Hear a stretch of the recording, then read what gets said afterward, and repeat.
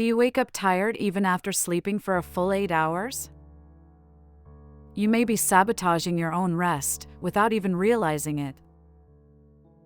Poor sleep not only saps your energy, it makes you more irritable, reduces your productivity, weakens your immune system, and can even shorten your life. Today, you'll discover the 5 silent mistakes that are ruining your sleep and that you may be making without even knowing it. They're common habits, perfectly normal, but dangerous to your rest. Did you know that more than 60% of adults report trouble sleeping at least once a week? And the most disturbing thing is that many continue to repeat routines that unknowingly worsen the problem. Do you stare at your phone in bed? Do you drink coffee in the afternoon? Does your sleep schedule change every day? All of this could be sabotaging your rest, even if it doesn't seem like it. In this video, I'll show you what these mistakes are, why they affect your sleep so much, and most importantly, how to fix them with simple but powerful changes. Because sleeping well isn't just about closing your eyes. It's about having a system that truly helps you rest. And now, let's look at the first mistake. Mistake number 1, screen exposure before sleep. If your last glance of the day is at your phone, we have a serious problem. The screens on your phone, tablet, or TV emit blue light, a frequency that tricks your brain into thinking it's still daytime. The result? Your body stops producing melatonin, the hormone responsible for preparing you for sleep.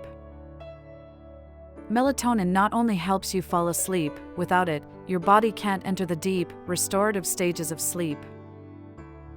That's why you can sleep 8 hours and still feel exhausted, with a foggy mind and a sluggish body. A Harvard study showed that exposure to blue light before bed reduces melatonin production by up to 50% and can delay sleep onset by more than an hour. That means 1 less hour of real rest. And if you do it every night, the damage adds up. The worst part is that it's not just the phone. Even the brightness of the TV or laptop has the same effect. And it's not just the light that's the problem. The content you watch, negative news, social media, intense TV shows, activates your brain just when it should be relaxing. Practical solution: turn off all screens at least an hour before bedtime. You can spend that time reading something light, writing in a journal, listening to relaxing music, or taking a hot shower. Your brain needs clear signals that it's time to disconnect from the world and reconnect with yourself. Mistake number 2, drinking caffeine after noon. Many people think, I can drink coffee anytime and still sleep well. But what you don't know is that caffeine can be affecting the quality of your sleep even if you manage to fall asleep without any apparent problems. Caffeine is a powerful stimulant that blocks adenosine, a natural chemical that signals the brain that it's time to rest. Although you may not feel its immediate effect, caffeine can remain in your system for up to 10 hours after consumption. That's why that 4 p.m. coffee, that afternoon energy tea, or that cola with dinner can be stealing hours of deep sleep from you without you even realizing it. A study in the Journal of Clinical Sleep Medicine showed that consuming caffeine even 6 hours before bedtime reduces total sleep time and worsens sleep efficiency, even if the person doesn't realize it. And you know what's even more worrisome? When your sleep is shallower, you wake up more often during the night and don't reach the deep phases of sleep, where the body repairs itself, memories are consolidated, and the immune system strengthens. Solution: avoid caffeine completely after noon. And that includes not only coffee, but also green tea, energy drinks, and even dark chocolate. Instead, try water, caffeine-free herbal teas, or natural juices. Your body will thank you the next day. Mistake number 3, irregular sleep schedules. Going to sleep at 10 p.m. one day, at 1 a.m. the next, and getting up whenever your body wants, it seems like freedom, but it's actually biological chaos. Your body works on an internal clock called your circadian rhythm. This rhythm regulates when you feel sleepy, when you're most alert, how your hormones behave, your body temperature, and even your digestion. But this system only works well when you stick to it with consistent schedules. If you go to bed and wake up at different times each day, you're desynchronizing that clock, as if you were traveling to a different time zone every day. The result? Your body never knows when it needs to truly rest. You start feeling sleepy at inappropriate times. You wake up several times during the night for no apparent reason, and even if you sleep a full 8 hours, you don't feel truly rested. Studies by the Sleep Research Society show that people with irregular sleep schedules have lower sleep quality, more fatigue, elevated anxiety levels, and even a higher risk of metabolic and cardiovascular diseases. And it's not just the time you go to bed that matters. The time you wake up matters too. Sleeping in on weekends creates a phenomenon known as social jet lag, where the body feels like it's constantly changing time zones. Practical solution: set a fixed bedtime and wake-up time, even on weekends. Keep the difference within 15 to 30 minutes maximum. And you'll notice how your body adjusts and begins to perform better, with greater mental clarity, less irritability, and more energy throughout the day. Sleeping well isn't a matter of luck. It's a matter of rhythm. Mistake number 4: using the bed for everything except sleeping.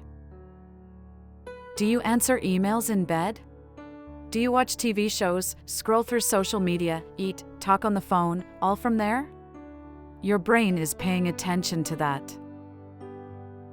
The bed should be a clear and exclusive symbol of rest. But when we use it for 1,000 different things, the brain stops associating it with sleep. It becomes confused. And when it's time to sleep, you don't know whether you should rest or stay active and alert. This is where the principle of conditioning comes in. Just as you associate the smell of coffee with mornings, your mind associates your bed with what you do in it. If you do stressful, multitasking, or stimulating things in bed, you're training your brain to be awake just when you need to sleep. The consequence? You toss and turn. You think too much. Sleep doesn't come, or it comes interrupted. Studies in sleep psychology reveal that associating the bed exclusively with sleep or intimacy improves the speed with which we fall asleep and reduces chronic insomnia. It's like reprogramming your brain to understand where you sleep. Clear solution: use your bed only for sleeping or intimacy. Nothing else. If you can't sleep, get up, change your space, do something quiet without screens or bright lights. And come back when you feel sleepy. Your body needs an environment that is consistent with your intention. Sleep is also a mental practice. Mistake number 5: going to bed with your mind full of stress. Do you go to bed thinking about pending problems, things you didn't say, or things that could go wrong tomorrow? That incessant internal dialogue is like trying to sleep with an alarm going off inside your head. When you're stressed or anxious, your body goes into biological alert mode. The sympathetic nervous system is activated, releasing hormones such as cortisol and adrenaline. The result? Your body interprets that you're in danger, even if you're under a soft blanket and in your pajamas.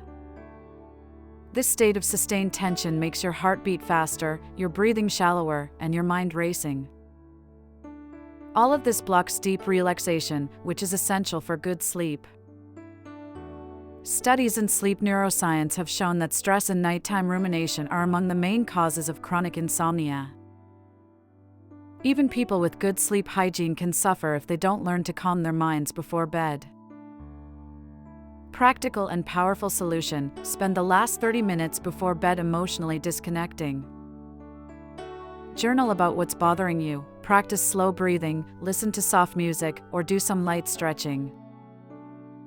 The more predictable and relaxing your routine is, the easier it will be for your body to recognize it's time to rest. Getting a good night's sleep isn't just about closing your eyes. It's about closing mental and emotional cycles. Your rest doesn't start when you go to bed, it starts when you decide to let go of the day. Sleeping well isn't a mystery. It's a daily practice that begins with small, conscious choices. If you avoid these 5 silent mistakes, your body and mind will thank you every day, from the first minute you wake up.